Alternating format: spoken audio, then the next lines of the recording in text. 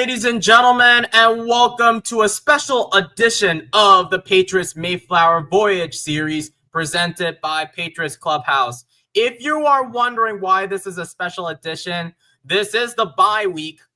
And generally with the Patriots, we get to relax, we get to enjoy ourselves, we get to do our daily lives, with the exception of watching some college football. And at the time we're recording this or going live, Indiana Hoosiers will be going up against the Ohio State Buckeyes. So this is going to be a perfect opportunity to watch some college football. And this is going to be an opportunity tomorrow to keep an eye on certain teams that we need to keep an eye on so we can retain the number one seed in the conference and the number one seed in the division. But as always, I am the captain of the ship, Dow, aka DTN, and I got my sailors with me, Mr. Andy and Mr. Thomas. Unfortunately, I don't think Austin's going to make it because I think he's dealing with like weather conditions up in where he's at. But how are you doing so far, Andy? And what are your thoughts on the bye week?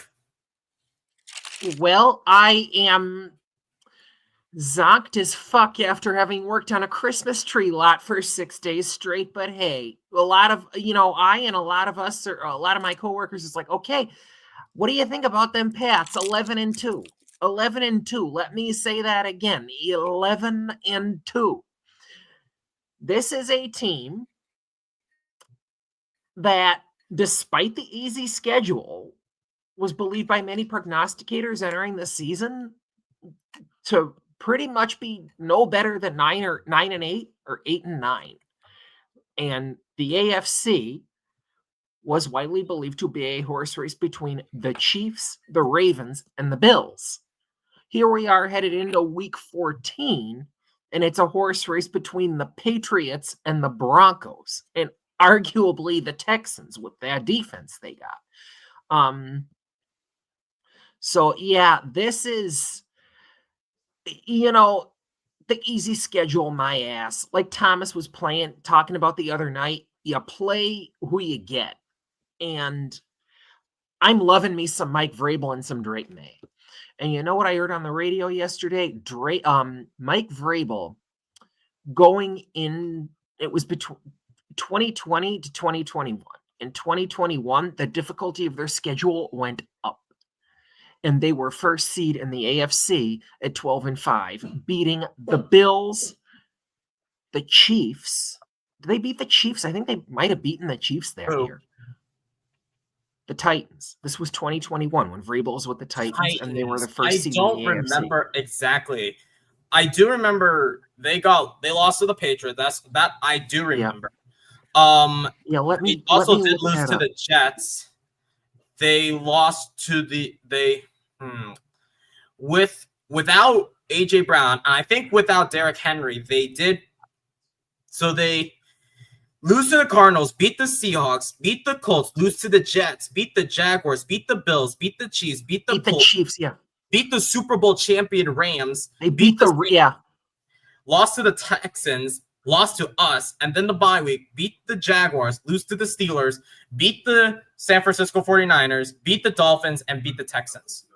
Yeah, I mean that was a difficult schedule, and they did really well. Until they lost to Cincinnati. Right, yeah. But how about you, Thomas? Yeah, tired as fuck. Tired as fuck. Last night was rough because literally went shopping and apparently, I'm not gonna get to the end because there's a lot of stupid people winning stupid prizes. But hey, yesterday got a chance to watch the World Cup final draw, which I took some notes as well. But hey. It would take me a break of Patriots football. But hey, a lot of work to do with this, right? That's nice to hear. And for me personally, even though we're watching a lot of college football and get to hate watch the AFC East teams, especially the Jets against the Dolphins, Bengals against the Bills. I want the Bengals to beat the Bills. But with me personally, I got one more week of classes before next Friday where I'm gonna have to study for exams and write a shit ton of papers, do some stupid projects, and then obviously if I don't do well, probably lose my 3 credits. But hopefully, as I study for all of this shit in the midst of the final stretch of the Patriots, I'm hoping that I do a great job with all of my exams, papers, projects. I just did a presentation last Tuesday and it went really well, a bit sloppy, but basically all of these live streams help me practice with like oral presentations, which I hate the most. But nevertheless, if you haven't already, ladies and gentlemen, please make sure that you hit the thumbs up and that you are subscribed to this channel. It's the best way to help us support the channel, and it's completely free and it helps us grow significantly here on this channel. If you haven't already, please scan the QR code or go into the channel description where there is a link to the Patriots Clubhouse Discord. From there, you are entered to the Discord, you introduce yourself, how long you became a Patriots fan for, and who was your favorite player outside of Tom Brady in that Discord server. And in the chat, please, it would be highly encouraged that you interact with the boys, talking some Patriots, maybe talk some drafts, since because as we're about to hit the Indiana and the Buckeyes championship matchup within the Big Ten, it would be important to watch some drafts and maybe not focus on the quarterbacks, but maybe focus on like areas of need that the Patriots need. Like, for example, edge rushers, right tackle, speedy linebackers who are good in coverage. And yes, Gerard, please hit that like. It would be nice if a lot of people hit the like button because, yes, we do have a lot of viewers, but it would be more appreciated if we have a lot of like buttons because the maximum we could get is like 6 or 9, and it's not that hard to do. Just click the like button. It's very easy, it's completely free, and it helps us grow as a channel. So it would be appreciated so we can get the algorithm to YouTube and have the show recommended for fellow Patriots fans. But without further ado, let's get the show started, boys. And unlike all of the other shows where we've done so far, where we do like Musket Men misfires or predictions, we're going to be doing something completely different. This is more of a reflection. So basically, we're going to talk about like what the Patriots have done so far through the offseason, heading into the first 13 weeks of this show. In addition, and at the very end, we're going to talk about how the Patriots can go down the stretch for the last 4 games heading into the playoffs. But starting with you, Andy, based off of what the Patriots have done this offseason, what do you think has improved the most? Thinking bigger picture, not just including the regular season, but the bigger picture. Yeah, that's a good question, Dow. I think where we've seen the most improvement is definitely the offensive line. I mean, as you guys know, I was a guy who did not want Will Campbell. I was initially, but I was really excited about the Jared Wilson pick. But given that last year we were, near the bottom of the league, and that was largely thanks to our offensive line and playing like 11 different sets of offensive linemen over the course of the season, which was like number 1 in the league and was, crazy because, we had guys get injured and, okay, he doesn't work at that position. Yeah, it was, and, Mayo and AVP kind of were,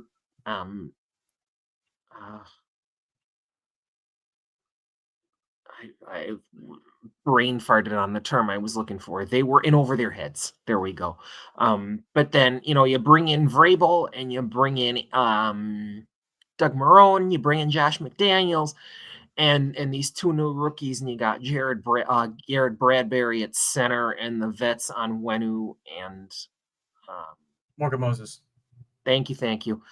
We signed from the Jets in the offseason, and they've played respectably.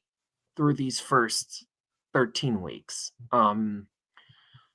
Yeah, Drake May has taken a lot of sacks. I think he's either the second or third most sacked quarterback in the NFL.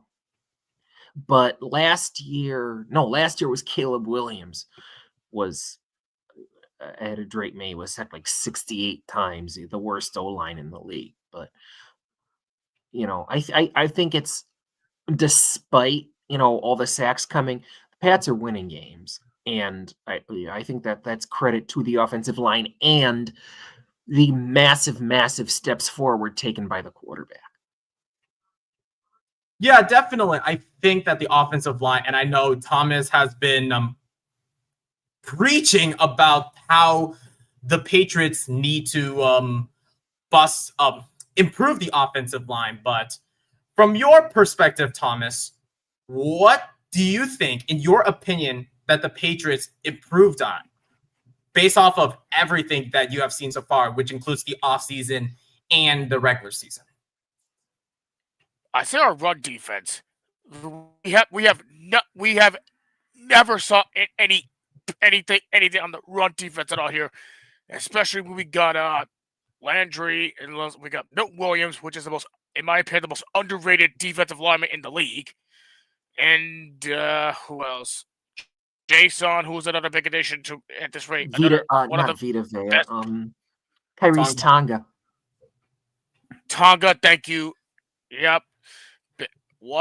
I don't even know who he was until I looked into Arizona. No wonder he's unknown. But since he came to England, he's well known. The run defense has been great, but again, the pass defense needs to be fucking fixed. But besides all that, here the run defense has been stellar at this rate, and I'm sorry to the Patriots fans here, including you two.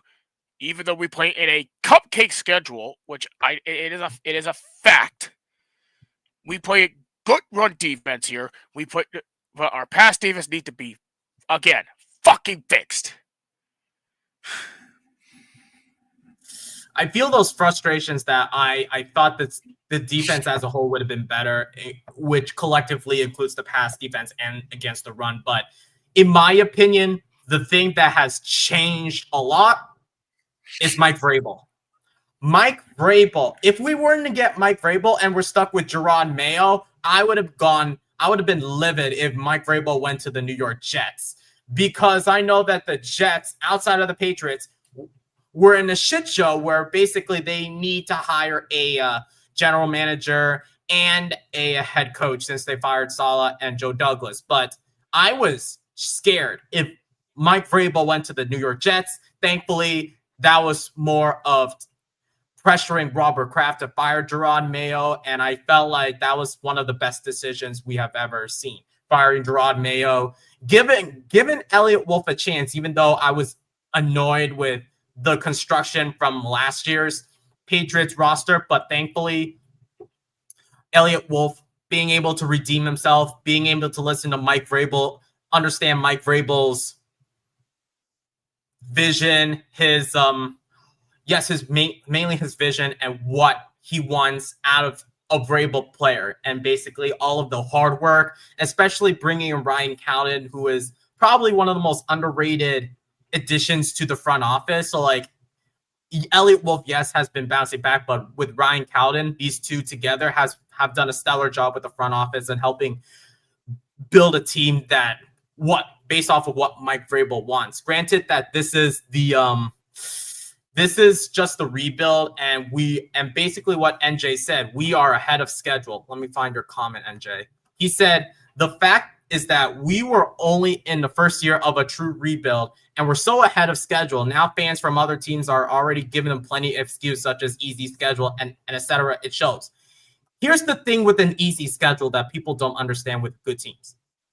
They put belt to ass on shitty teams, and they confidently beat on playoff caliber teams. These are some of the aspects that fans, whether they're casuals or not, don't understand these kind of aspects. What's the timeout, Thomas? There is some bad news. Fernando Mendoza's injured in that game. Wow, that's crazy when you think about it, especially that the 22 we'll get to the draft later, but man, that sucks that Mendoza is out because that's going to ruin some of the hopes and the plans for teams that are quarterback needy, such as the Las Vegas Raiders, the New York Jets, the Cleveland Browns, and funny enough, the New Orleans Saints. But and potentially the Los Angeles Rams, unless being under the tutelage of Matthew Stafford. But what I'm trying to say is that with an easy schedule, the Patriots have done a great job beating up on shitty teams, taking it. And this is what Vrabel has been preaching about throughout the introductory press conference to now. He said everything that needs to be said. Build through the trenches, number one. Be competitive in the division. Take advantage of bad football. And being able to be accountable for one another. And I think that's the biggest important thing for the New England Patriots. And I think that with Mike Vrabel being the head coach for a team that has done so much for him, and the fact that he had a great career with the New England Patriots, being a Hall of Famer and going back home to be the head coach for this team, that is a gift from heaven. And I think that people don't understand how important it is when Mike Vrabel has landed touchdown on New England territory. But from your perspective, Andy, what do you think Mike Vrabel has done so far that Jerron Mayo nor Bill Belichick during his final 4 years accomplished? A culture, he's a culture builder, and that's one of the reasons I wanted Vrabel desperately. I saw what he did those first few years in Tennessee, and I was hearing these fans of other teams. It's like, I know I sound like a broken record here. Oh, Vrabel's gonna hop on that sinking ship. Well, guess what? He did, and he fucking righted it. This guy just comes in and really gives the Patriots a culture they never even had under prime Belichick and Brady. They're feeding off each other in a positive way. This is 53 guys who want to play for their coach. And players respected Belichick, but they did not always want to play for him. In fact, the opposite. Sometimes it's like, oh my gosh, why do we have to, go out on the field for this drill sergeant every day? So, yeah, what I really appreciate about Vrabel is he's got the drill sergeant streak of Belichick, but he's got the fun aspect of Parcells. So it's like you take the toughness of one with the funness of the other, and you combine them. And you get a team that's you get this team that's, and it goes across sides of the ball, from offense to defense to special teams, positive encouragement, positive reinforcement. It's like, okay, one bad play, it's not the end of the world. Let's keep going. So yeah, I think that's, one key thing that Vrabel has done. And watching him jump into those frees in training camp is like, oh my gosh, this guy is going to be, he's going to be one of the most underrated off-season signings in the NFL. And I think he still is, in my opinion.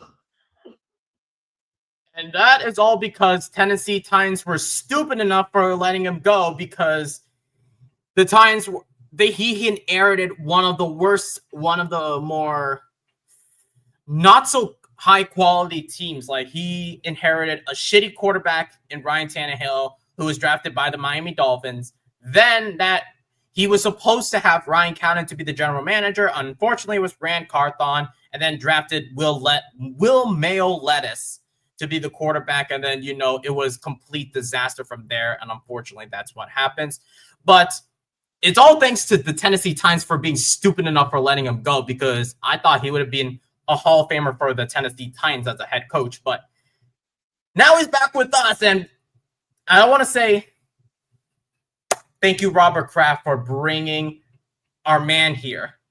That is a dream come true. And now he's with us. Number 50, X50 is with us. But from your perspective, Thomas, from your perspective, how do you think Mike Vrabel has like shifted culture and how he has managed to build a coaching staff and a roster to help further develop Drake May's career? Yeah, I think Vrabel shifted the whole culture in the New England locker room, and including the New England fan base as well. Knowing the fact that Belichick or even Gerard Mayo would not do that here, and that the fact he clean house with possibly the worst coaching staff at this point, including, I'm sorry, I'm going to say this again, my brother's fucking simp, DeMarcus Covington, and the rest of the bullshit of the coaching staff that we had to suffer with. But now we got ourselves Mike Vrabel. Now we got Josh McDaniels back, great. We got freaking Doug Marrone, great, former head coach of the Jacksonville Jaguars, more experienced than ever. We got some more. We got a defensive coordinator.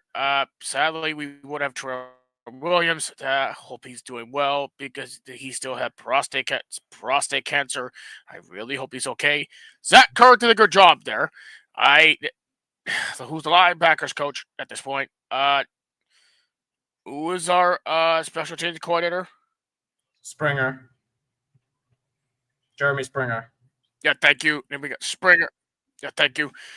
And since then here, like we got way better coaching staff compared to what we have from Belichick's all 4 years at this point. Even the fact that his second year with the second year of Mac Jones, we have freaking Belichick made the dumbest move of all time, having freaking Joe Judge, who was our special teams coordinator at the time, and freaking Matt Patricia, who's now currently at Ohio State as a defensive coordinator, who was our offensive coordinators. I'm sorry, which is the dumbest calls I have ever fucking seen in my life as a Patriots fan.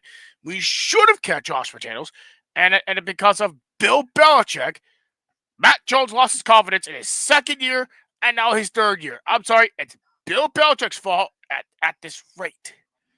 And then we went to Gerard Mayo, which I'm sorry, not the biggest fan of that hire. He's a great player, but he's a bullshit of a coach. Even the fact that they bring in freaking AVP, which again, I don't mind MVP. He's a above average offensive coordinator at best.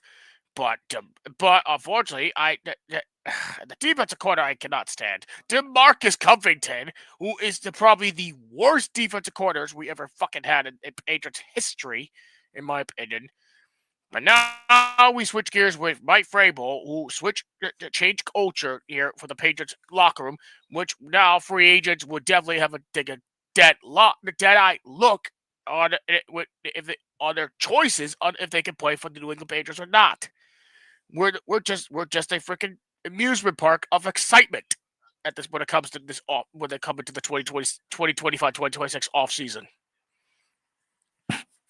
Yeah, definitely. It is definitely night and day when you think about it compared to the two short regimes, because what Mike Vrabel did that Gerard Mayo and Bill Belichick failed to do is bringing coaches outside of his friends. And that was the biggest problem with Belichick and Gerard Mayo, because they were bringing in friends. Like Belichick bringing in Patricia and Joe Judge, who are now respectively in their positions that they are more fit to be in, rather than what Belichick was. Because the thing that Belichick has issue with, and I think I agree with Colby in one of his old videos, is that he is emotionally tied to the people that he works with. Instead of finding new people to work with and to help further their development of the team.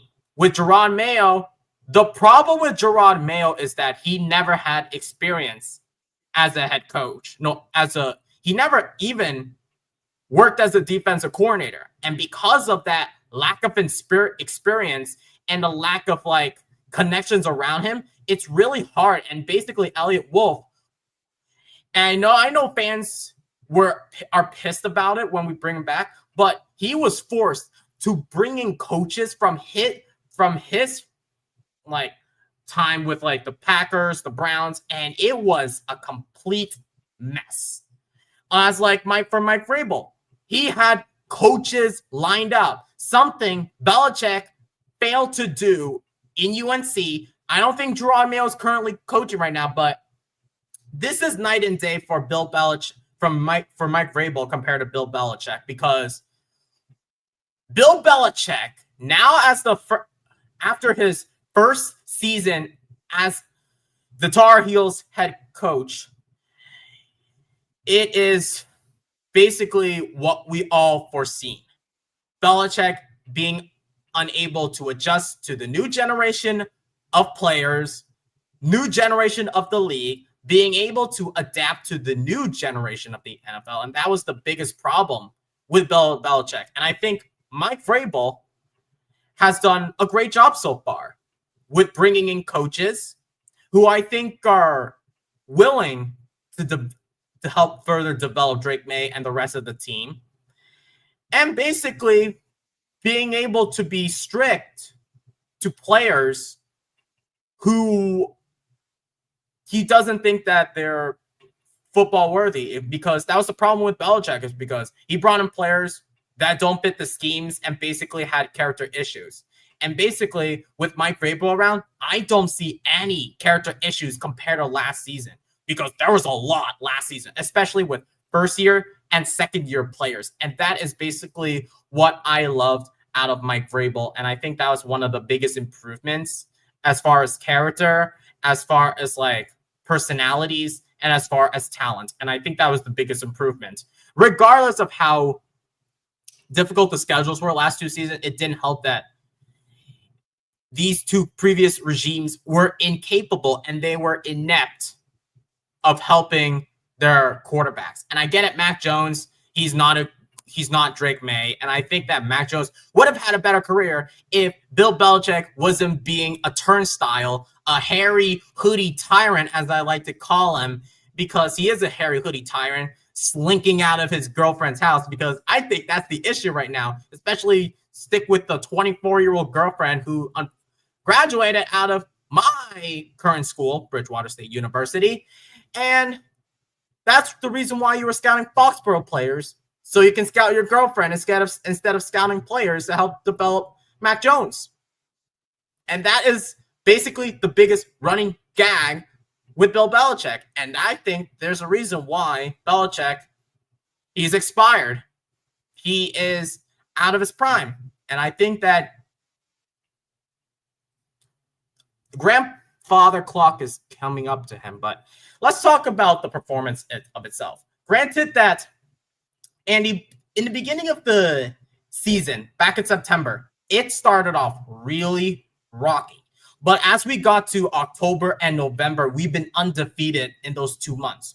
What do you think the Patriots did to help like turn the ship around and make sure they went from 1-2 to 11-2? They were 2-2 in September, but then these past 2 months, they were undefeated in these two respective months, heading into December, and have their first win in December.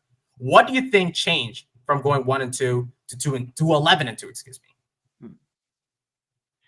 Well, that is very interesting, because I've been thinking about that 2-2 start, and I was like, okay, after this, we really did look like the team in transition everybody assumed we were. Okay, yeah, the first win against Tua was awesome. And then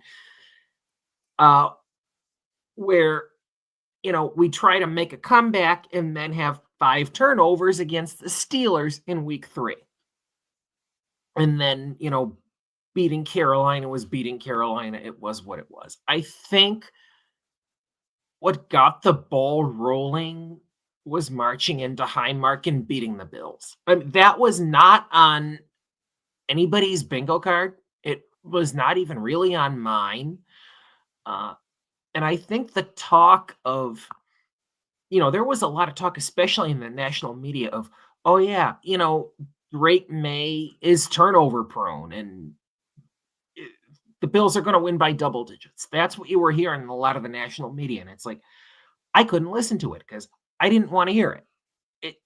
Because people still weren't buying into Drake May, and then we go in there, and I don't have the stats on me, but that tackle, I think it was late in the fourth quarter where he got the ball out to Stephon Diggs on the sideline. That was like one of the best plays I've ever seen an NFL quarterback make. That was what Mahomes does. That's what Josh Allen does. I don't even Brady didn't make a lot of plays that look like that. That's what and I think that win at Buffalo was a jump start. And I just fingers crossed that the bye week is not. We had a mini bye, and we saw what our first quarter looked like against Cincinnati. We struggled, and that's an understatement. Let's just hope that this bye week is not, that the guys don't look at it as a chance to kind of pull the plug and, then plug back in and, we'll start going again. No, that's not how it's going to work. And I kind of want to hear about them taking the practice field this coming week. But yeah, I think that, that win just kind of jump started the whole thing. And yeah, there were some bumps in the road, against Atlanta. It's like, okay, we needed the fourth down. And then against Cincinnati, we needed the fourth down stop. And, the Pats they keep going. And that's a testament to the willpower of Drake May and Mike Vrabel. Yeah. And talking about the bye week, that people don't understand that the New England Patriots, since 2021, not including that Jets game in 2022, they were that bad after the bye week. The last time they had a valuable win was back in 2019, where they beat the Philadelphia Eagles at Lincoln Financial Field. Since then, the New England Patriots have done next to nothing in the bye week, after the bye week. When you look at it, they lost to the Denver Broncos. They lost to the Indianapolis Colts, where the Patriots were hot and then laid a massive egg against the Indianapolis Colts at the Lucas Oil Field. Then 2022, we were bad as well, but we won. That's the difference. Because of Marcus Jones saving our asses and Zach Wilson being shit. So basically, that saved our asses from not having a shitty game against the New York Jets. 2023, we were terrible against Tommy Cutlets, and the only thing that saved us and the only thing that cost us was a missed field goal, which thankfully got us Drake May. 2024, basically, we laid another massive egg where basically it was shitty performance. And then after that game, there was reported that Gerard Mayo was playing cards instead of re-evaluating how you can that Arizona game, the immediate aftermath of that Arizona game, I think, is what lost Gerard Mayo his job. I mean, you don't, and then it was not only the cards, it was, okay, you have this mobile quarterback, you're on the 5, and you don't put the ball in his hands. Your decision, not mine. And also there was lack of accountability. The press conferences were stupid as hell. Like, I didn't even want to watch any of these press conferences. His first couple of press conferences were good, and then after that, after Cincinnati and in Seattle, I think what was that? Oh, San Francisco? Week 4 was San Francisco. Oh, okay. And then I said after Cincinnati and Seattle in week 2, he just started. He not only didn't take accountability, he threw his players under the bus. Even first and foremost, Drake May. And I think it's partly because of the way Gerard Mayo acted that you saw Jalen Polk and Javon Baker especially act out as much as they did. I mean, yeah, who knows? They might just be shitty players. But when you have a coach who you can't have a coach who acts like he's a player. It just doesn't work. And then that one press conference where he basically called the players soft after that London game. That he really took it that was verbatim. I thought there would be improvement after those games. There kind of was, but then that Cardinals game really ticked me off. But do you know what completely ticked me off? That Chargers game, where I was unable to voice my frustrations because I was unfortunately with family and friends. But I would have rather hang out with them rather than watching that complete shit show at home on national television for NFL Network.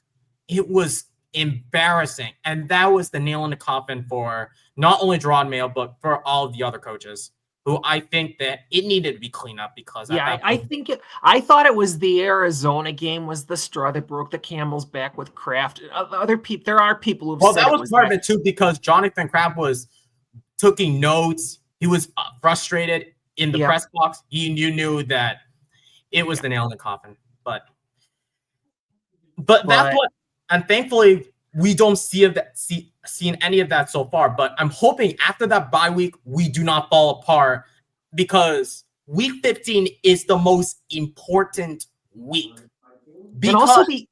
Go ahead, Dov. Sorry. Because if we win week 15 against Buffalo at Gillette Stadium in front of our fans, we clinch the division. We are locked into the playoffs, and then after that, it will be a battle for seeding. But it will depend on the Broncos game and the Bills game against Cincinnati. But yeah, this is going to be an interesting day in the AFC tomorrow. It really is. And let me tell I lost my train of thought again. I just can't. I mean, these days of work, I can't think. What was I thinking about Gerard Mayo? Anyway, yeah, keep going, though. I'm sorry. It'll come back to me, of course.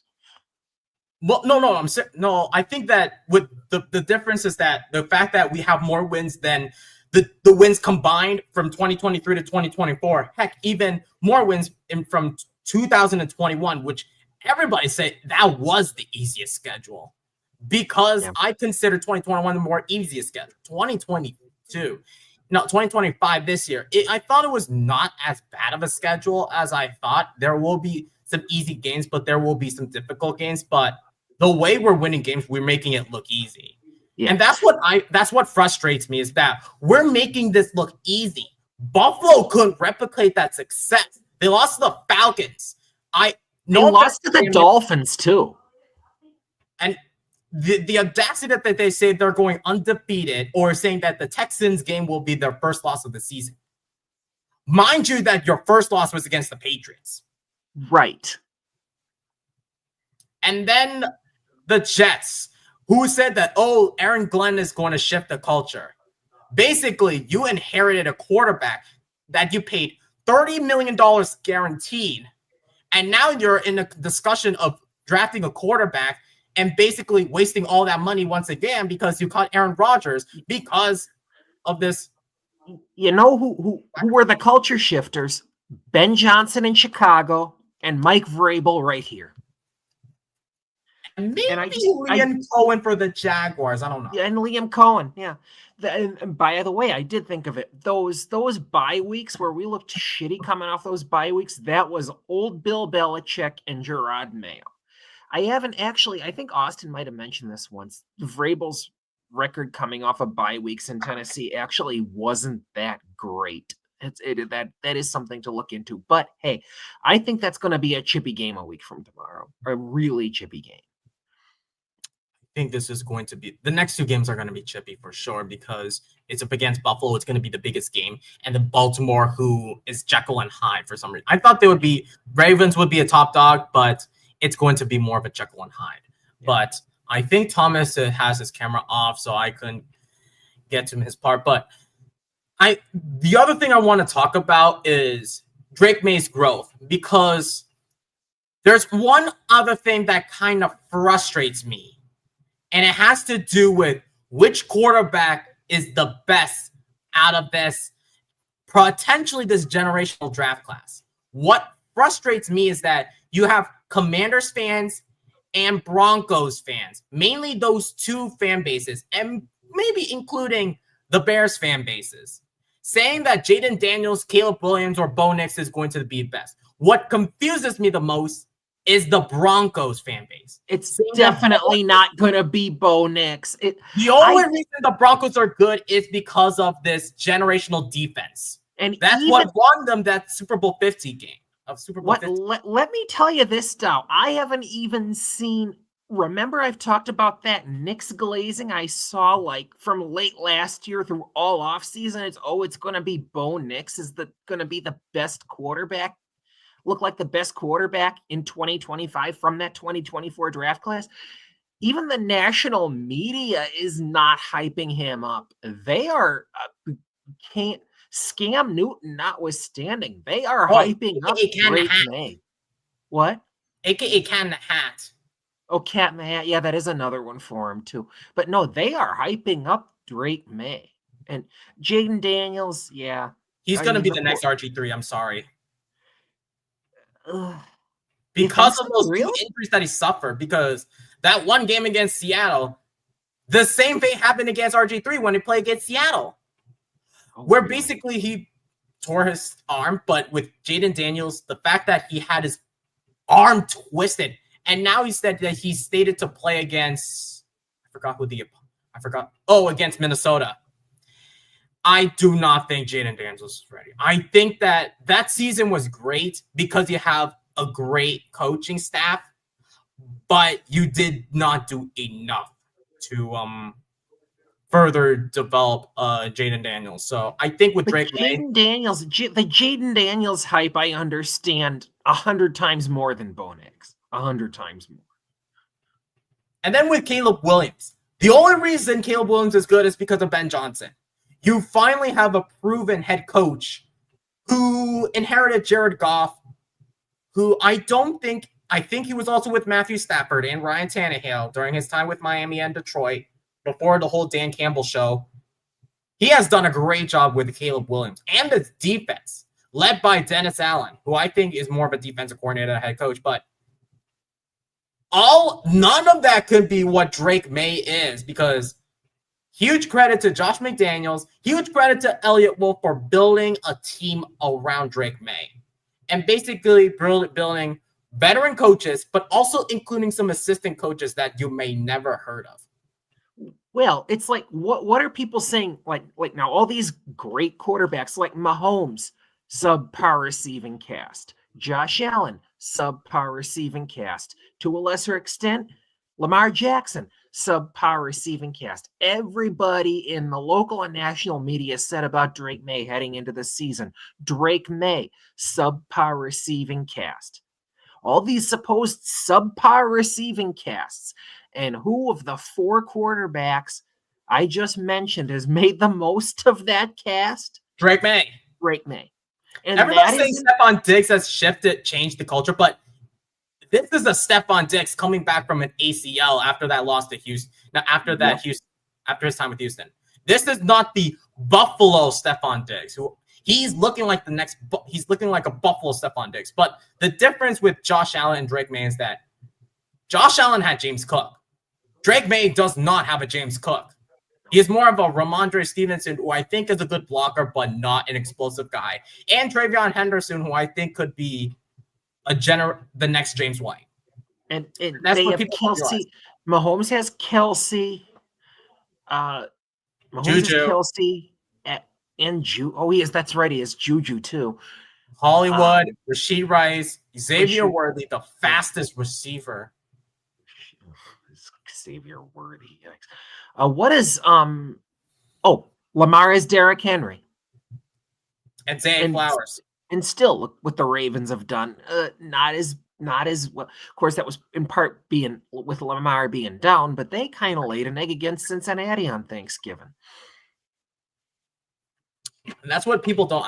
This is what I don't understand. Why are everybody's underestimating the Patriots and hyping up those three top teams that are not exceeding expectations because they had high expectations before the season. Let me tell you, Zero. the local media yesterday in Boston was not hyping up KC and Buffalo. They were not doing it.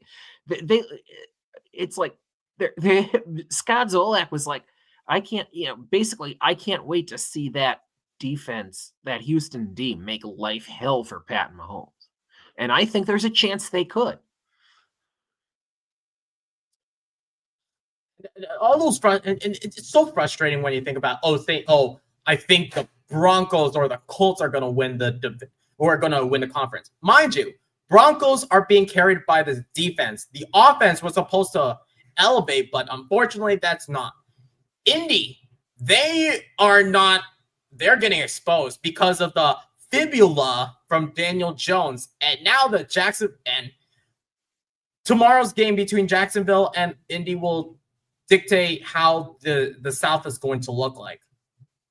In Denver, they needed overtime and a missed 2-point conversion to beat a Jaden Daniels-less Commanders team that was 3-9. I think 3-8 at the time. Oh, there's one more other game that I think Broncos are frauds. That Giants game, where they were down 20-0 and needed a big comeback, needed Giants to fuck it up. And still, the Giants, I think, had the ball last in that game. That went down to the final seconds. Oh, how about this? The Thursday night football game between the Denver Broncos and the Las Vegas Raiders. Oh, that stupid 10-7 game or whatever? Ugh. That just shows that the Broncos are not it. I think they're will to win the division, but they ain't winning the conference. I mean, they did beat the Chiefs, but again, these wins for the Broncos, they're winning, but they are not putting away of course they beat the Raiders, but they didn't put away the Giants the way we did. I don't know who else they've played this year similar to us, or same as us, but Chicago similarly, Detroit similarly. Yeah, and like us, they've been in it with good teams, but that's because of their defense. And with us, it's because of the quarterback, really. Yeah, thinking that Bo Nix is going to elevate a team. He's been throwing more interceptions than Drake May. People don't understand that. No. Like, what has Bo Nix done? You have Cortland Sutton, you have Troy Franklin, you have Evan Ingram, you had J.K. Dobbins, who is now on IR, and you have a great offensive line, and you still played. You also have Sean Payton as your HC. I was going to say, because you're not elevating that. There's a reason why Drake May has been elevating it. Where's the leadership in Bo Nix? That's the next question. Oh, I had egg thrown on my face several times for saying that I believed in Drake May more than Bo Nix. I got flat out told essentially I didn't know football. It's like, did you kids watch him? What Drake May did with one of the shittiest staffs ever assembled in the NFL? I mean, yeah, we went 4-13, but because we went 4-13, Drake May's a shitty quarterback. Look at what he's done in his 2 games at Buffalo. We have covered the spread at Buffalo with Drake May by 21 points. We were 2 touchdown underdogs last year. We lost by a field goal, covered by 11. This year, we were touchdown and a half underdogs, won by 3 at Buffalo. 21 and a half points we have covered against the goddamn Bills on the road. And you tell me he's not good? Really? You know what's also frustrating? It's also AFC East teams, which includes Bills, Dolphins, and Jets. Because It's people, it's fans of other teams thinking the Pats' time in the hole would last. Nope. This just shows that. Also, we proved the Jets one thing, that we can instantly rebuild a team while the Jets have gone through countless of rebuilds and achieved none. That's what I still don't understand with the New York Jets. Thinking, oh, Aaron Glenn's the better of the two. Or Justin Fields is the better of the two. Oh, this defense is better than two. Or Sauce Gardner, by the way, who's now with the Colts. Even if they'd hired Vrabel, they'd still have who's stupid Woody Johnson? Is that their owner? That's the owner, the Johnson family. It's the same guy who left for UK, leaving as a competent brother to own the team. And then there's reports from the Athletic that the son of Woody Johnson, Brick Johnson, who, by the way, is a sophomore for Harvard. Wow. And basically being influenced by social media with Madden ratings. This is what an incompetent team is. Yeah, we have done a better job when everybody says, oh, Mike Vrabel has come to the New England Patriots. We've exceeded high expectations. Well, technically, there was no expectations, but we had high expectations for ourselves of how we can improve our stock, make a run for the playoffs, where basically we're competing with the Buffalo Bills, who have regressed a little. What about these trap games everybody's and even as recently as 4 or 5 weeks ago, there were Pats fans saying, "Oh yeah, it's going to be the Bills winning the East." And you heard this mid-season still, because the Pats have to have a trap game. Oh, it's going to be the Panthers. Wrong. It's going to be the Browns. Wrong. It's going to be the Bengals. Wrong. It's going to be the Giants. The Bucs. Wrong. Wrong again. It's going to be the Bucs, who are actually a fairly decent team, but depleted. Guess what? They didn't have Chris Evans or Mike Godwin. I mean, Mike Godwin or Chris Evans. Mike Evans, Chris Godwin, blah, blah, blah. But they had a left tackle in Tristan Wirfs. Correct. They didn't have their star running back either, Bucky Irving. And they had Tristan Wirfs and Sean Tucker, though. Yep. Oh, that's right. He was the first running back to have Trey Tucker. Yeah. Yeah. To break over Bijan Robinson. We prevented Bijan Robinson. We prevented Quinshon Judkins. We prevented Alvin Kamara. We prevented James Cook. We prevented Rico Dowdle. We prevented Jalen Warren. We prevented Devin Achane. And we prevented Ashton Jeanty. Devin Achane, Ashton Jeanty, all under 50 yards. James Cook, Alvin Kamara, Bijan Robinson, under 50 yards. And then the streak was broken, which now it's getting them below 100. But I think that was now Trey Tucker and Chase Brown. Chase Brown, I think, broke 100 against. Yeah, but that was because of Milton Williams' absence. Yeah. And that's what I want to talk about next, which is injuries. Ever since that Bengals game, because of how Bengals are incompetent of getting new turf for that stadium, and it's the second worst stadiums next to MetLife, which is a graveyard full of ACLs, MCLs, you name it. What should the Patriots do as we head to the Final Four games, dealing with a bunch of injuries, such as, for example, the Milton Williams injury, the Will Campbell injury, the Jared Wilson injury, the Brandon Scola injury, the Kyrus Tonga injury? Heck, it was also reported that Alex Osta earlier I had high hopes for him. He's now on IR. So what should the Patriots do as we head to the final 4 games of the season when there's so much injuries pile up before the playoffs? Well, we got Campbell on IR. I would sign Vidarian Alo played respectably against the Giants. I cannot tell a lie. But Joshua Farmer, I would say maybe sign or try and sign a Try and sign another backup defensive tackle. There's been a couple of videos I've seen on YouTube, and I'm sorry, Dow. I have no names coming into my mind right now because I am tired as flippin' fuck. I don't disagree because I can't find any defensive tackles that the Patriots could. But no, I think the answer to, your Campbell injury and your Williams injury, your Tonga might be coming back for either the Bills or the Ravens. I don't think he's on IR.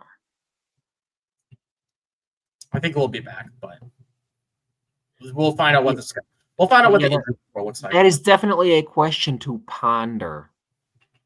What to do about those injuries? I mean, you can't really do much other than let those guys rest. I mean, obviously, are they going to want to take the football field? Yeah, they play for Mike Vrabel. They're going to want to take the football field, but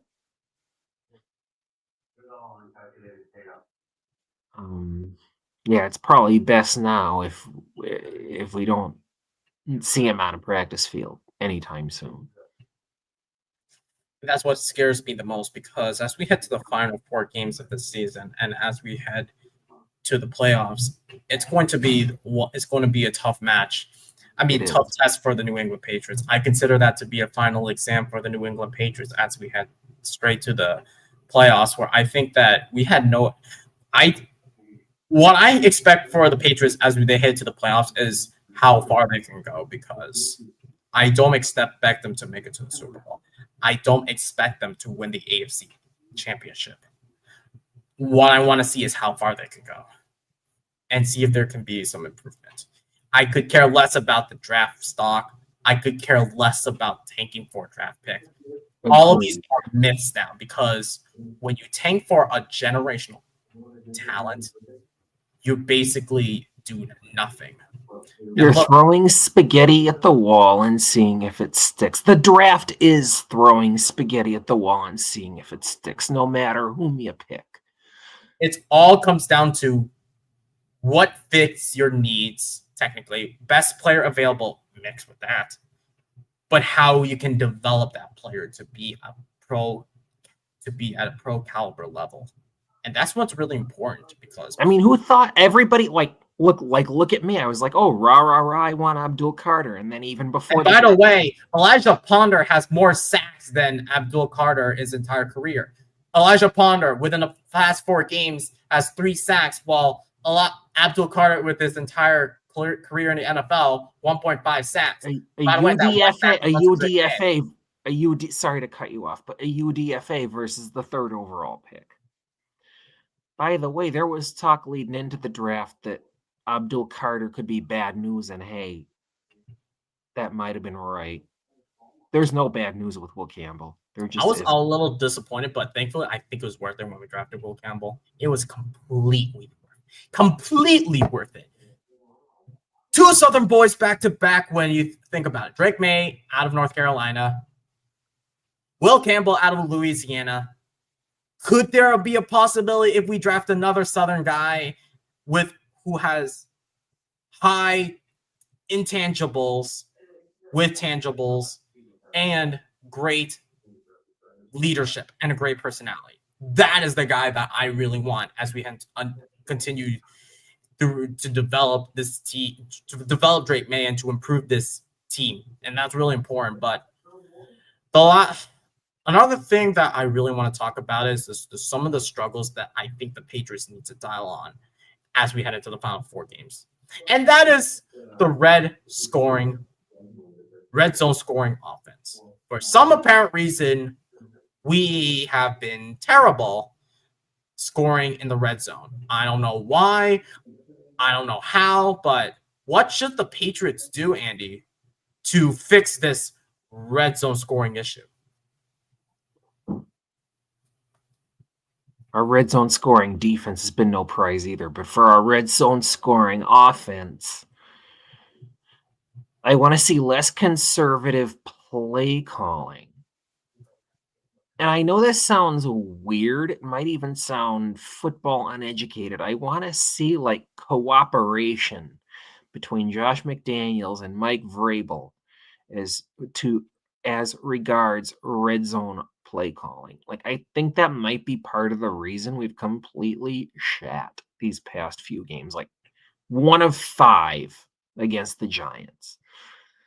Look what we did against Cincinnati. Oh, Cincinnati let's was not a talk. shit Let's show. not talk about what we did against Cincinnati. Let's not talk about what we did against Atlanta. No, that too. Oh, fuck. But What? yeah, that's going to be the biggest issue as we continue to the last 4 games. But yeah, I think partly it might be a lack of communication between Vrabel and McDaniels. I mean, because that's got to be fixed. I mean, how do you properly use, like, you've got, like, it was Thomas talking about this the other day. You've got Mac Hollins, who was a constant red zone threat in Las Vegas, of all places, with Josh McDaniels as his head coach. Scheme up a few plays for him. Why are you throwing that by the wayside? There's a reason you brought in Mac Hollins. He wasn't used as You can't much. just throw it to Hunter Henry, who has been a reliable. Hunter Henry, that too.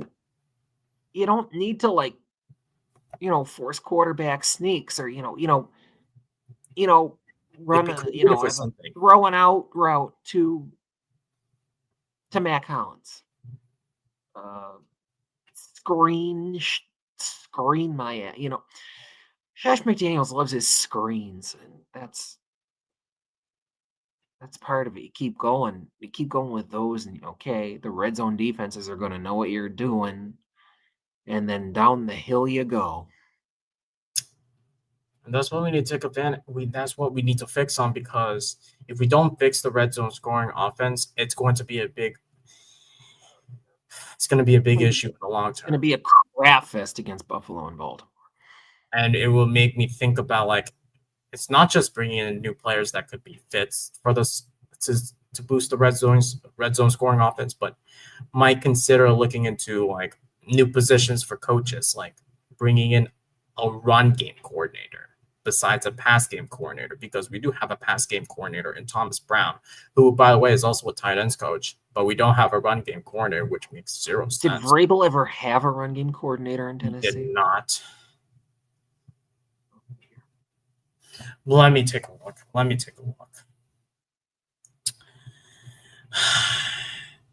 Because as we head into the fight, no, he did not. He did not. Okay. Even during his time, even during that 2021 season, he did not. He did have a pass game coordinator in 2022, but no run game coordinator. Oh, they did have a run game coordinator in 2023. They did. In 21? In 23. In 23. Okay. And that was the final season when Mike Vrabel. What did they go that year? Like 6-11? Yes. But they had a run game coordinator. Yeah, we may need a run game. And Derrick Henry, I think. Yeah. Well, yeah, and that was Derrick Henry's final season with the Tennessee Titans. As we head into the final stretch, as we head into Buffalo, and I know that Thomas is inactive right now. I don't know where he is, but as we conclude this stream, let's talk about, like, quickly preview the Buffalo game, because we're currently in the seas right now, as we left New York like a week ago, as we are relaxing right now, licking our wounds. In the second matchup against Buffalo, where we're hosting Buffalo, what should the Patriots keep an eye on? Because there's a possibility that James Cook might redeem himself after that his poor performance against us last time, and there's a possibility that Josh Allen might be better than that first game. What can the Patriots do to, like, adjust against Buffalo? That is a very fair question. We can hope we can have Kyrie's Tonga back, and we'll have Christian Barmore. But yeah, no Milton Williams there.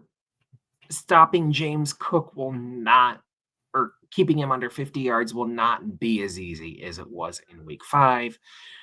And I think Buffalo will roll in here ready for a redemption. And I think New England will be equally determined to beat them, though that may come out more on offense between Drake May and Stephon Diggs.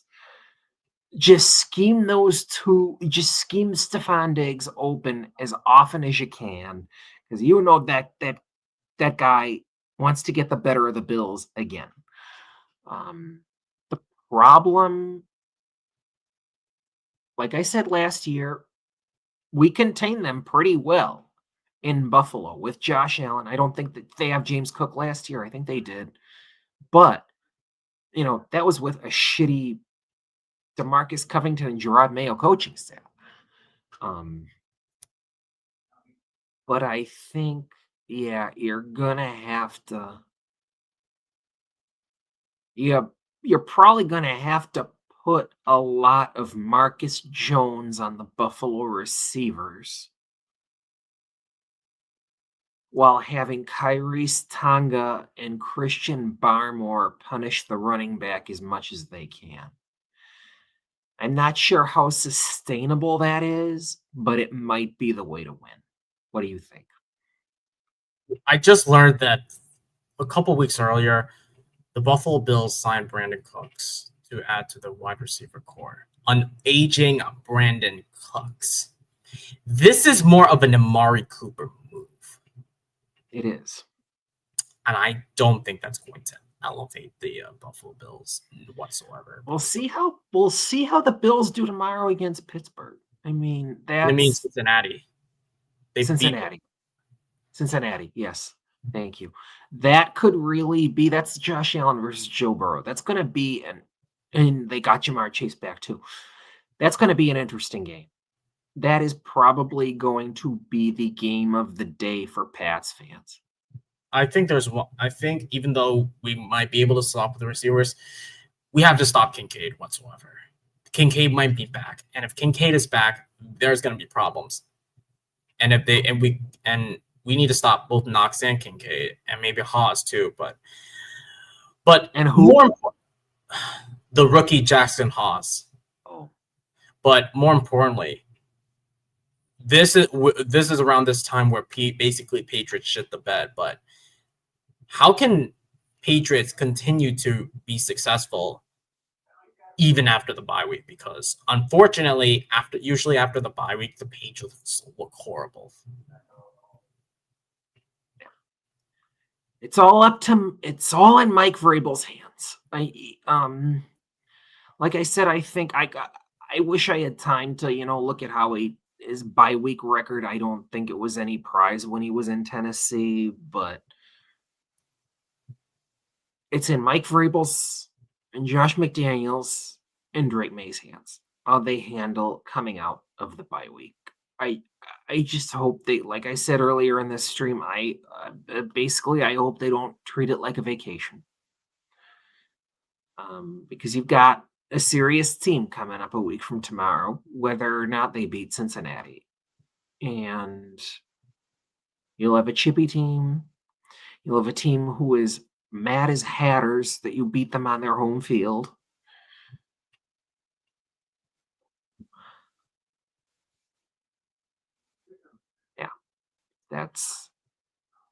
I'm going to leave it at that. I can't say anymore. It is in the hands of Mike Vrabel. Yeah, the hand is on Mike Vrabel, but Thomas is back. Interpret that how you might. So Thomas is back. So I want to get from his perspective before we leave. But from your perspective, Thomas, so I'm going to ask you these two questions. One, how can I fix this red zone offense? Two, how can the Patriots not look like shit after the bye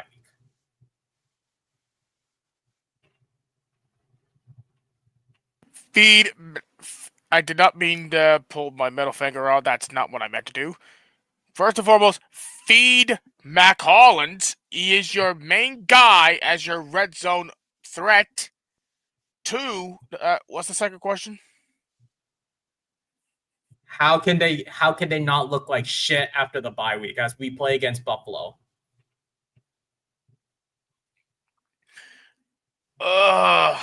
Honestly, just play disciplinary football, especially against James Cook. Who you guys stop? that we're going to have to see a lot of James Cook.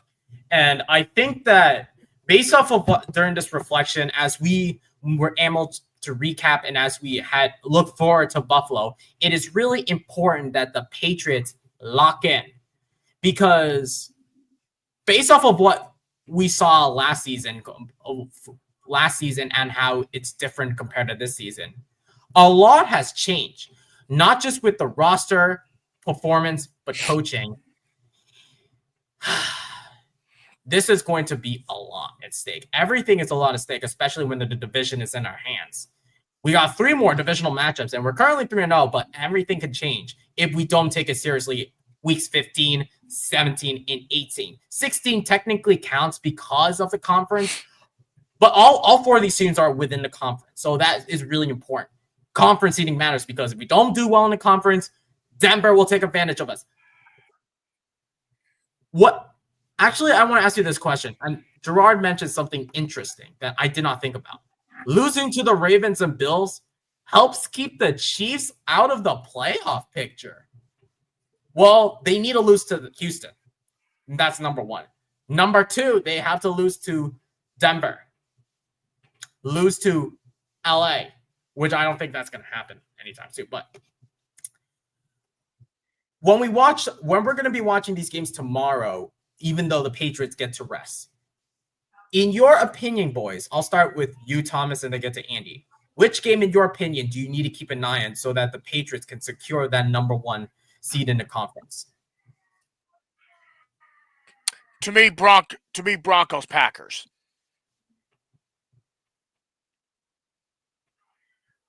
Why?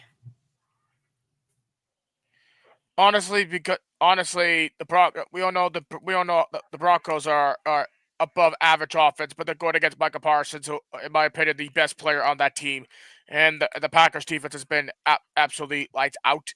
So I most likely, we already know that the Packers offense is kind of above average as well, but they're fine at this league. But they did upset the Lions at Thanksgiving, so I just do see at the point that the Broncos defense are going to get their hands full with the Packers offense. So I feel like the game between the Packers and the Broncos is going to be the game to watch out for. And yes, that is a Week 15 matchup. Week 14, I will not be shocked if they beat the Raiders, but if they lose to the Raiders, that's going to boost up a lot. But from your perspective, Andy, based off of the Week 14 matchups tomorrow, what game are you looking out for just based off of playoff seeding for the New England Patriots? I noticed Thomas just talked about Broncos Packers, which he's right, is coming up Week 15. But for me, the game to watch will be tomorrow, and that will be Bengals Bills, because like I just said, Buffalo's run defense sucks. It'll be interesting seeing how, and I do think we should feed Trevion Henderson in next week's game. It'll be very interesting to see how Chase Brown fares against them, because we know against what had been one of the better run defenses in the league with Milton Williams, didn't look so great against Cincinnati. So I think it'll be interesting to see how Chase Brown fares against a Bills run D. The quarterback duel between Josh Allen and potentially Dalton Kincaid and against Joe Burrow and Jamar Chase. It'll be interesting to see that quarterback pass catcher duel. I agree with all of your selections. Don't forget the bench. Don't forget to mention the Bills got Brandon Cooks too. They did. Very true. And they also got Darnell Savage for the defense. But there's actually one game besides those 2 games that I want to keep an eye on. The Texans-Chiefs game. And here's why.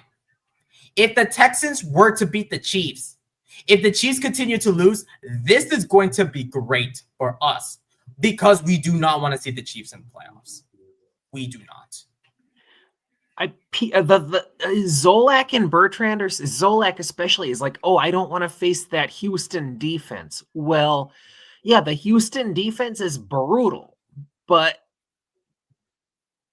do you really trust Pat Mahomes in the playoffs not to pull a rabbit out of his hat? I sure as fuck don't. I don't want that guy in the playoffs at all. No, I don't.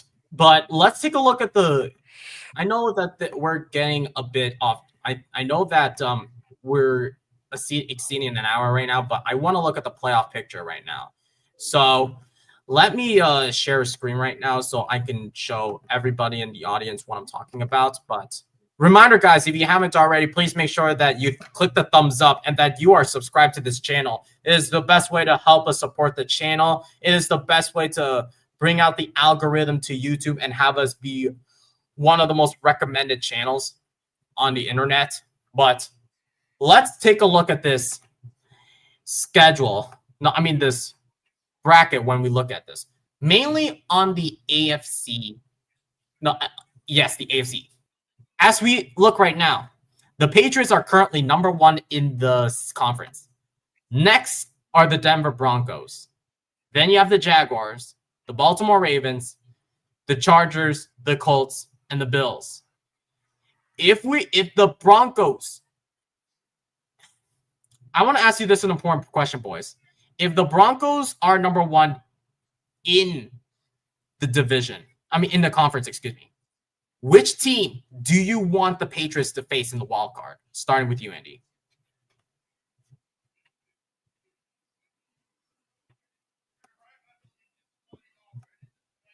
In the wild card, wow.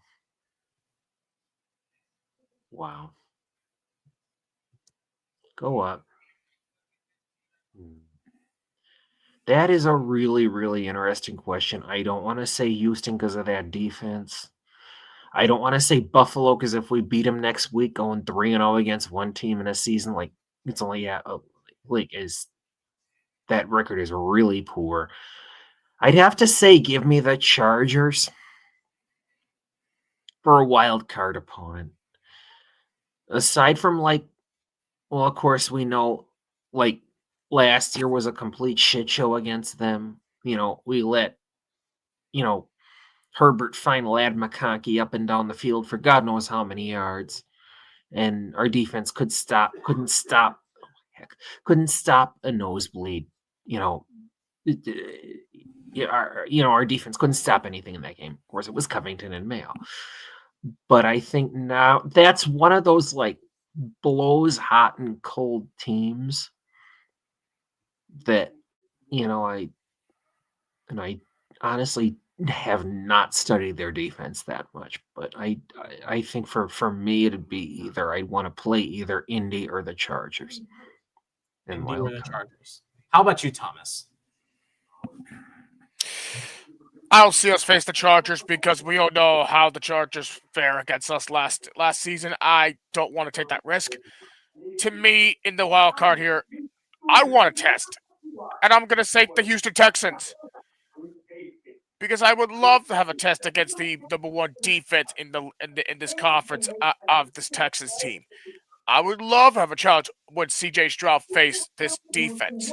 I just love it because we know we could stop their offense. But the question is, can our offensive line stop that defense out of Houston? And again, I love challenges, so I just don't. Again, Chargers, I don't trust that because honestly, no offense, the Chargers are just the last time we faced them, we lost big at home. And Justin Herbert, I don't care how bad he's played. He owned us last season, and I'm worried that he's going to own us again here. So most likely, I would like to see us face a good defense like Houston. In my opinion, this is going to be a sketchy one.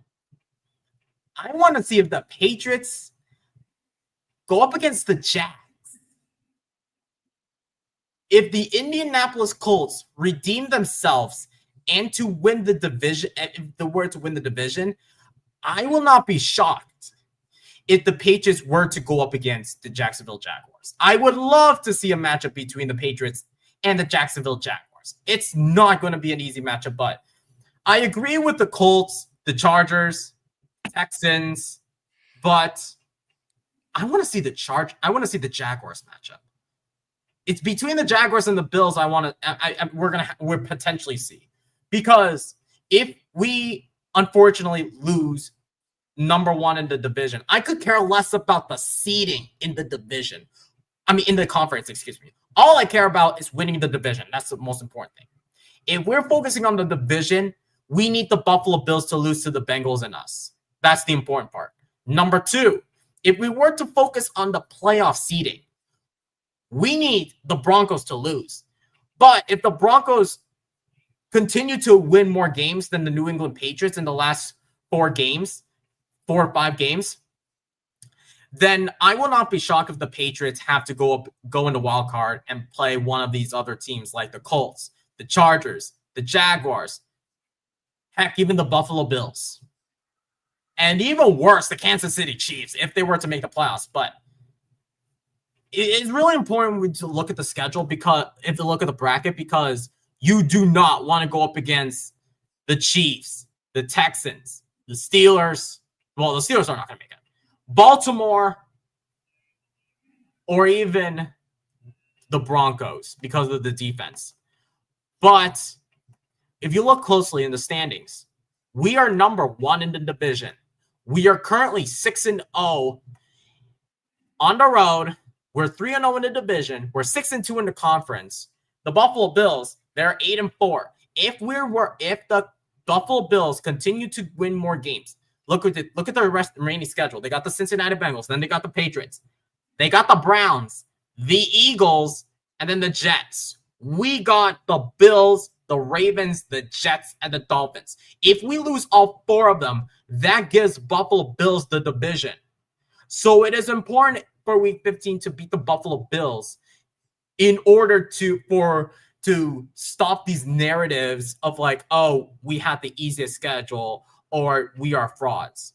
We need to prove to the whole entire world that we can be competitive. We can win the division. We can make the playoffs. Because we have artificially clinched a winning record, something that Belichick failed to do in the last 3 seasons in the NFL, something Gerard Mayo never had the chance of doing so. But there's one other topic I want to discuss, and that is all pro, MVP, Pro Bowl talks. I heard from David Andrews saying that Drake May should not win MVP. Because if the Patriots were to win a Super Bowl, that is going to – I would not be shocked if we win the Super Bowl and Drake May is Super Bowl MVP. But that's not going to be like – that's going to be a long shot. Right. But this is from David Andrews' talk. But what are your thoughts, Andy, on this whole narrative that David Andrews doesn't want Drake May to win MVP and if they were to make the Super Bowl? Yeah, I actually had a coworker actually call me last night literally about this very question. And I think, and one of his points was that when Tom Brady, one of the seasons, I think when Tom Brady won NFL MVP, I think it was 3 seasons, and in none of those seasons did the Patriots win the Super Bowl. One of them was 2007.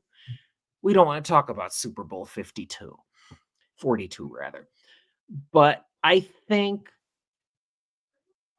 yeah, I think like if May were to win MVP, it kind of sort of jinxes our chances of winning the Super Bowl. If May were to not win MVP, then kind of like Brady, it gets the competitive juices flowing, and he's like, the NFL is screwing me again the same time I did last year when I wasn't, I think he wasn't automatically picked for the pro. What was it? He didn't win like first team all pro or something, or I forget what it was. But yeah, I'd rather see him, as much as I'd like to see him win MVP, I don't think that would necessarily be a good thing for his competitiveness. going forward, or at least toward the Super Bowl. How about through your eyes, Thomas? What are your thoughts on this discussion? I don't want to see Drake May win MVP. I really want to here, but I want to be realistic here at this point. And I'm sorry. See us going to the Super Bowl? No, that's not gonna happen this season or the year after that. At this point, the playoffs, yeah, we'll make the playoffs. But I'm sorry, having Drake May win MVP, yeah, I want to see that happen. But again, it would just definitely jinx us from going further in the playoffs, like around the divisional playoff at best. But in my eyes, I want Drake May to win MVP, but at the same time here, I do not want this. I don't want it to jinx Drake May's career. I just don't want to see jinx the whole Patriots team. So yeah, I understand your guys' thoughts. I think, in my opinion, I don't want to see Drake May winning the MVP because everybody knows that Matthew Stafford is one of the candidates to win MVP, but there's one sneaky candidate who could potentially win MVP. Myles Garrett. Because he is beating the record of TJ Watt and Michael Strahan's sack record. And if that's the case, there is no denial that I could see Myles Garrett being MVP and Defensive Player of the Year for a shitty team in the Cleveland Browns. That could be a huge possibility because what I do know is that Drake May is going to be first team All-Pro or second team All-Pro. And also, people might say Pro Bowl means nothing. I think it does. It means something, but at the same time, it means nothing. Because Pro Bowl is more of a fan vote. All-Pro is what more I care about. If Drake May wins first team All-Pro, that I will be okay with. I will not be shocked either that Mike Vrabel wins Coach of the Year, but that would be also go to Ben Johnson too, because look at what the Chicago Bears are doing. I will not be shocked either if it's between Ben Johnson and Mike Vrabel for Coach of the Year. But when we talk about, and this is the final question before we conclude this, who do you think will step up for the remainder of the season? Which player that you haven't seen at all, or maybe has made success but hasn't done enough? Which player, in your opinion, through the last 4 games of the season, do you think should improve or make a statement for this team? Starting with you, Andy. The one I want to see step up is Kyle Williams. And I know that sounds weird, but because, seeing how much Drake May has spread the ball around this season between Diggs and Booty and Henry and Pop, whoever. But the guy I want to see step up is Kyle Williams. But if I'm being realistic, the guy who will actually step up is Carlton Davis. He actually kind of showed, shades of his Detroit self in that Giants game. Yes, Thomas? you keep go ahead. Oh, so yeah, I thought Davis actually kind of showed shades of himself in that Giants game. And, as much as I like Gonzo, I do think, it'd be nice to see Carlton Davis kind of have his moment in the sun again. And I think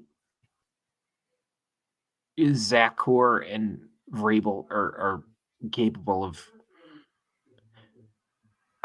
of making that happen. I'm sorry, yeah, but yeah, that's my 2 cents.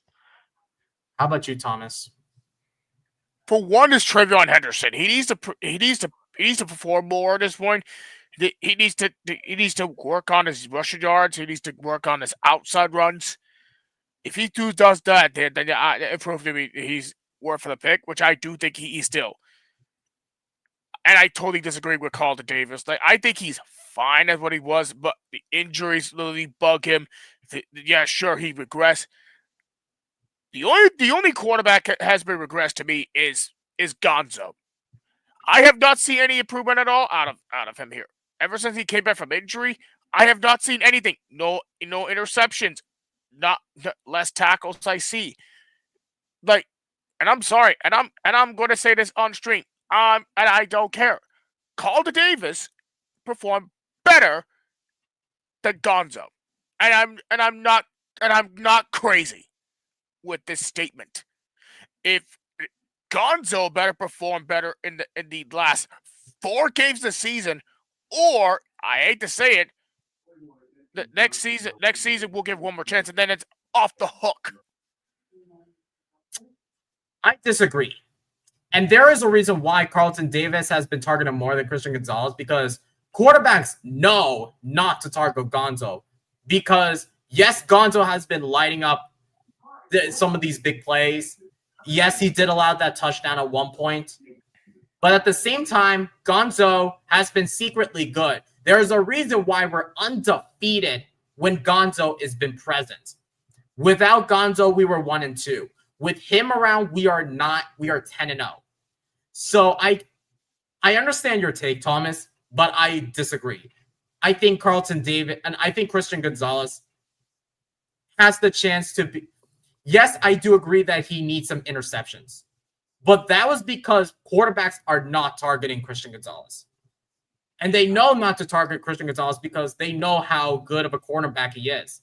And I will not be shocked he will be first team All-Pro as a cornerback. But there's actually one player who I think needs to step up more. Is Christian Ellis. He did well in the Giants game, but I want to see if he continue. There's actually two, Christian Ellis and Caleb on Chason.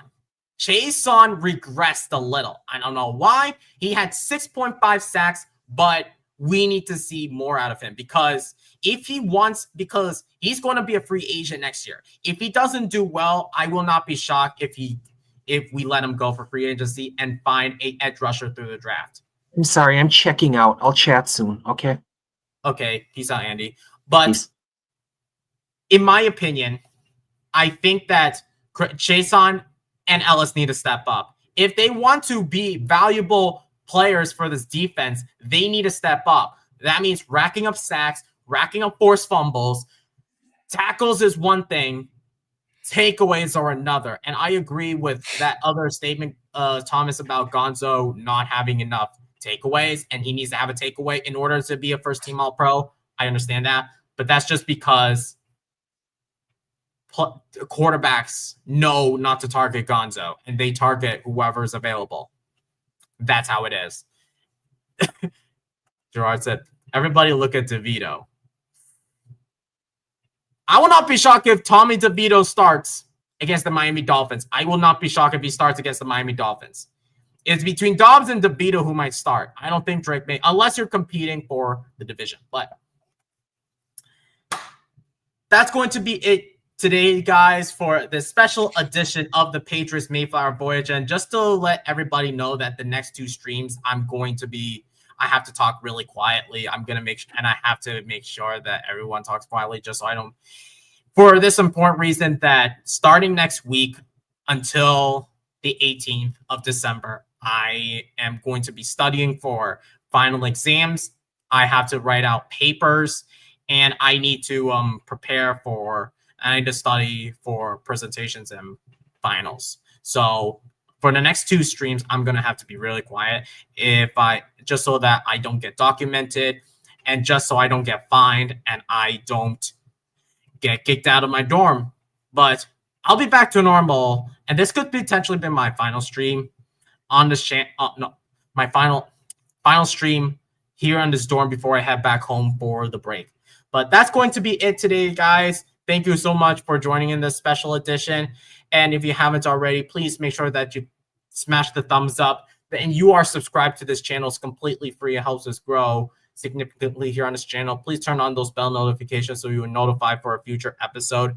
In addition, please scan this QR code where you will join the Patriots Discord server and comment down below your thoughts about what the Patriots should do as we head into the final stretch of the regular season. And as always, ladies and gentlemen, go Pats.